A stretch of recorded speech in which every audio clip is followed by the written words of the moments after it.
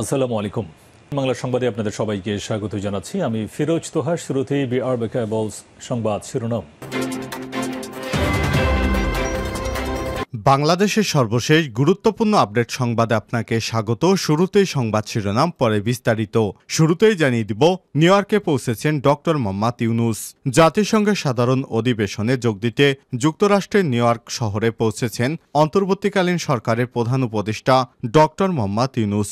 যুক্তরাষ্ট্রের স্থানীয় সময় সোমবার 23শে সেপ্টেম্বর রাত 10:16 জন এফ কেনেডি আন্তর্জাতিক বিমানবন্দরে ডক্টর মোহাম্মদ ইউনূসকে বহনকারী বিমানটি অবতরণ করে।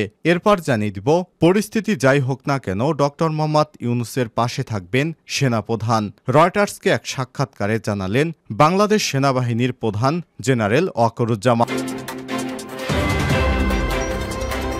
এবারে জানাবো, কক্সবাজারের চকরিয়ায় অভিযানে যেভাবে মারা গেলেন সেনা কর্মকর্তা, জানালো আইএসপিআর। কক্সবাজারের চকরিয়ার উপজেলার ডুলহাজরা এলাকায় যৌথ বাহিনীর অভিযানে সন্ত্রাসীদের হামলার ঘটনায় সেনাবাহিনীর কর্মকর্তা লেফটেন্যান্ট তানজিম সারোয়ার নিহত হয়েছেন। এই ঘটনায় বিস্তারিত তথ্য তুলে ধরে বিজ্ঞপ্তি দিয়েছেন আন্তঃবাহিনী জনসংযোগ পরিদপ্তর আইএসপিআর। এ বিষয়ে গুরুত্বপূর্ণ সংবাদ জানাবো বন্ধুরা, সঙ্গেই থাকুন। এদিকে জুলাই আগস্টে নিহতদের জাতীয় বীর কেন ঘোষণা নয়, রুল জারি। বৈষম্যবিরোধী ছাত্র আন্দোলনকে কেন্দ্র করে জুলাই আগস্টে নিহতদের জাতীয় বীর কেন ঘোষণা করা হবে না জানতে চেয়ে রুল জারি করেছে হাইকোর্ট। আজ বিচারপতি কামরুল হোসেন মোল্লা এবং বিচারপতি কাজী জিনাত হকের হাইকোর্ট বেঞ্চ এই রুল জারি করেছেন। জানিয়ে দিব, সাজেকে আটকে পড়া 1400 জন পর্যটককে সেনাবাহিনীর সহায়তায় খাগড়াছড়িতে স্থানান্তর। ধর্মঘটের কারণে রাঙামাটির সাজেকে আটকে পড়া 1400 জন পর্যটককে উদ্ধার করে খাগড়াছড়িতে আনা হয়েছে বলে জানিয়েছেন আন্তঃবাহিনী জনসংযোগ পরিদপ্তর আইএসপিআর। আজ আইএসপিআর এর এক খুদে বার্তায় সব তথ্য জানানো হয়েছে। ওই বার্তায় বলা হয়েছে, সেনাবাহিনীর সহায়তায় ইউপিডিএফ এর ডাকা 72 ঘণ্টা ধর্মঘটে সাজেকে আটকে পড়া 1400 পর্যটককে খাগড়াছড়িতে আনা হয়েছে এবং সর্বশেষ জানিয়ে দিব, ইসরায়েলের বিমান হামলা আতঙ্কে ঘরবাড়ি ছেড়ে পালাচ্ছেন হাজারো লেবাননের বাসিন্দারা। দক্ষিণ লেবাননের শহর এবং গ্রামগুলোতে হিজবুল্লাহর অবস্থান লক্ষ্য করে ব্যাপক বিমান হামলা চালিয়েছে দখলদার ইসরায়েলি বাহিনী। হামলা থেকে বাঁচতে আতঙ্কে বাড়িঘর ছেড়ে দেশটির উত্তরের দিকে যাচ্ছে হাজার হাজার মানুষ। মঙ্গলবার 24শে সেপ্টেম্বর সংবাদ মাধ্যম বিবিসি জানিয়েছে, হাজার হাজার লেবানিজরা তাদের বাড়িঘর ছেড়ে পালাচ্ছেন। কিছু বাসিন্দা হিজবুল্লাহর অবস্থানের কাছাকাছি এলাকাগুলো ছেড়ে যাওয়ার জন্য ইসরায়েলি সামরিক বাহিনী থেকে মেসেজ এবং ভয়েস রেকর্ডিং এর আকারে সতর্কতা পাওয়ার কথা জানিয়েছেন। বিবিসি এমন কিছু পরিবারের দেখা পেয়েছে যারা তাদের সঙ্গে মাত্র কয়েকটি ব্যাগপত্র বহন করছিলেন। যাত্রাপথে অনেকেই বৈরুতের প্রধান সড়কে থেমে থেমে অস্থায়ীভাবে আশ্রয় নেন। সোমবার দিনভর হিজবুল্লাহকে লক্ষ্য করে ইসরায়েলের ব্যাপক বিমান হামলা চালায়। এতে অন্তত 492 জন নিহত হয়েছে বলে জানিয়েছে লেবাননের স্বাস্থ্য মন্ত্রণালয়। প্রিয় দর্শক, এতক্ষণ শুনছিলেন সংবাদ শিরোনাম, এবারে বিস্তারিত।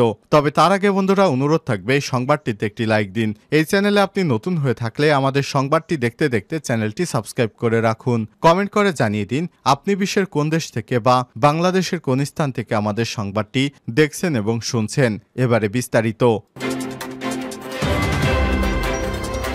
নিউ ইয়র্কে পৌঁছেছেন ডক্টর মোহাম্মদ ইউনূস।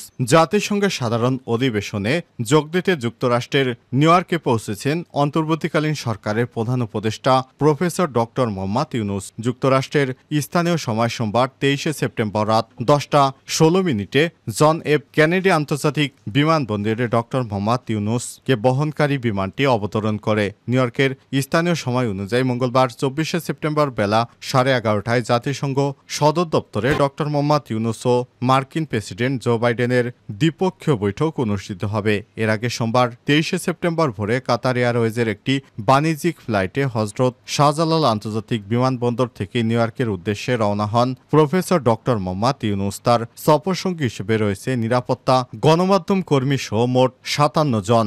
সফরকালে নেদারল্যান্ডস, পাকিস্তান, নেপাল, ইউরোপীয় ইউনিয়ন, যুক্তরাষ্ট্রের পররাষ্ট্রমন্ত্রী অ্যান্টনি ব্লিংকেন উচ্চ পর্যায়ের বৈঠক করবেন প্রধান উপদেষ্টা ডক্টর ইউনূসের ইউনূসের সঙ্গে, তবে ভারতের প্রধানমন্ত্রী নরেন্দ্র মোদীর সঙ্গে আলোচনার সম্ভাবনা নেই প্রফেসর ইউনূসের, কারণ প্রফেসর ইউনূস পৌঁছানোর আগেই বের হয়ে যাবেন নরেন্দ্র মোদী। এ কারণে তার সঙ্গে দেখা হচ্ছে না।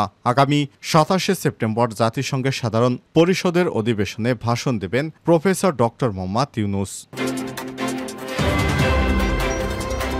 যাই হোক না কেন ডক্টর ইউনূসের পাশে থাকবেন সেনাপ্রধান। রয়টার্সকে সাক্ষাৎতে জানালেন তিনি। ডক্টর মোহাম্মদ ইউনূসের নেতৃত্বাধীন অন্তর্বর্তীকালীন সরকারের প্রতি সমর্থন অব্যাহত রাখার প্রতিশ্রুতি দিয়েছেন সেনাপ্রধান জেনারেল ওয়াকারুজ্জামান। তিনি বলেছেন, দেশে চলমান সংস্কার করতে অন্তর্বর্তী সরকারের পাশে থাকবেন তিনি। তাতে যাই হোক না কেন যে কোনো অবস্থায় ডক্টর ইউনূসের পাশে থাকার প্রতিশ্রুতি ব্যক্ত করেছেন সেনাপ্রধান। এছাড়াও আগামী 18 মাসের মধ্যে যেন নির্বাচন অনুষ্ঠিত হতে পারে সে ব্যাপারেও তিনি সহযোগিতা করবেন বলে জানিয়েছেন।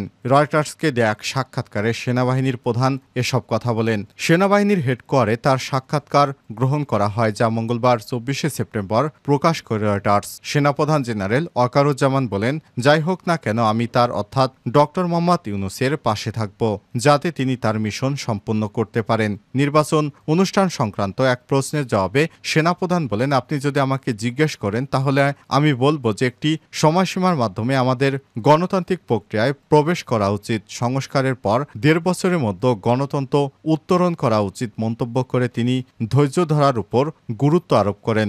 অন্তর্বর্তীকালীন সরকারের সঙ্গে সেনাবাহিনীর সুসম্পর্ক আছে জানিয়ে তিনি বলেন, আমি নিশ্চিত যে আমরা যদি একসঙ্গে কাজ করি তবে আমাদের ব্যর্থ হওয়ার কোনো কারণ নেই। চকরিয়ার অভিযানে যেভাবে মারা গেলেন সেনা কর্মকর্তা, জানালো আইএসপিআর। কক্সবাজারের চকরিয়া উপজেলার ডুলহাজরা এলাকায় যৌথ বাহিনীর অভিযানে সন্ত্রাসীদের হামলায় একজন সেনাবাহিনীর কর্মকর্তা লেফটেন্যান্ট তানজিম সারোয়ার নির্জন নিহত হয়েছেন। এই ঘটনার বিস্তারিত তথ্য তুলে ধরে বিজ্ঞপ্তি দিয়েছে আন্তঃবাহিনী জনসংযোগ পরিদপ্তর আইএসপিআর। বিজ্ঞপ্তিতে জানানো হয়, মঙ্গলবার 24 সেপ্টেম্বর রাত 3টার দিকে গোয়েন্দার তথ্যের ভিত্তিতে চকরিয়া উপজেলা ডুলহাজারা ইউনিয়নের পূর্ব মাইজপাড়া গ্রামে ডাকাতির খবর পেয়ে চকরিয়া আর্মি ক্যাম্প হতে বাংলাদেশ সেনাবাহিনীর একটি দল সেখানে যায়। আনুমানিক রাত 4টার দিকে মাইজপাড়া গ্রামে অভিযান পরিচালনের সময় 7 থেকে 8 সদস্যের একটি ডাকাত দল সেনা টহল দলের উপস্থিতি টের পেয়ে অন্যত্র পালিয়ে যাওয়ার সময় লেফটেন্যান্ট তানজিম সারোয়ার নির্জন 23 ডাকাত দলের কয়েকজনকে তাড়া করেন। এ সময় ডাকাত দলের সদস্যরা লেফটেন্যান্ট তানজিম সারোয়ার নির্জন এর ঘাড়ে ছুরিকাঘাত করলে গুরুতর আহত হন তিনি। পরেতে তার প্রচুর রক্তক্ষরণ হয়।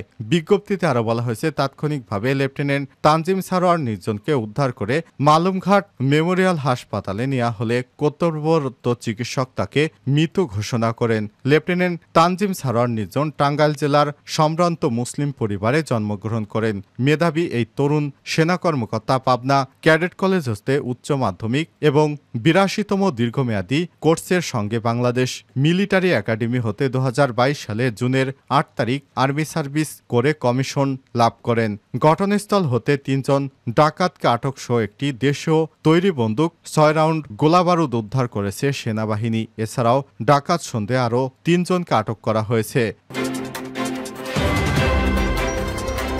জুলাই আগস্টে নিহতদের জাতীয় বীর কেন ঘোষণা নয়, রুল জারি। বৈষম্যবিরোধী ছাত্র আন্দোলনকে কেন্দ্র করে জুলাই আগস্টে নিহতদের জাতীয় বীর কেন ঘোষণা করা হবে না জানতে চেয়ে রুল জারি করেছে হাইকোর্ট। মঙ্গলবার 24 সেপ্টেম্বর বিচারপতি কামরুল হোসেন মোল্লা ও বিচারপতি কাজী জিনাত হকের হাইকোর্ট বেঞ্চ এই রুল জারি করেছেন। একই সঙ্গে আহতদের মুক্তিযোদ্ধার স্বীকৃতি কেন দেয়া হবে না রুলে তাও জানতে চাওয়া হয়েছে। এছাড়াও 71-এ মুক্তিযোদ্ধারা যেসব সুবিধা পান 24-এর গণঅভ্যুত্থানে আহত যোদ্ধাদের কেনই সুবিধা দেয়া হবে না রুলে তাও জানতে চাওয়া হয়েছে। পাশাপাশি নিহতদের পরিবারকে কেন পুনর্বাসনের নির্দেশ দেওয়া হবে না রুলে তা জানতে চাওয়া হয়েছে। সুপ্রিম কোর্টের আইনজীবী তৌমির আলম খন্দকার এই রিট করেছেন। রিটে আইন সচিব, স্বরাষ্ট্র সচিব সহ সংশ্লিষ্ট রিটে বিবাদী করা হয়েছে। এদিকে সাবেক প্রধানমন্ত্রী শেখ হাসিনা শাসন আমলে গায়েবী মামলা দায়ের করায় জড়িতদের চিহ্নিত করতে বিচার বিভাগেও কমিশন গঠন করার নির্দেশনা চেয়ে হাইকোর্টে রিট করা হয়েছে। পাশাপাশি জড়িতদের বিরুদ্ধে শাস্তিমূলক ব্যবস্থা গ্রহণের নির্দেশ চাওয়া হয়েছে। এছাড়াও গায়েবী মামলার শিকার হওয়া ক্ষতিগ্রস্ত ব্যক্তিদের ক্ষতিপূরণ দিতে বলা হয়েছে। এদিন বিচারপতি কামরুল হোসেন মোল্লা ও বিচারপতি কাজী জিনাত হকের হাইকোর্ট বেঞ্চ রিট আবেদনটির উপর শুনানি হতে পারে।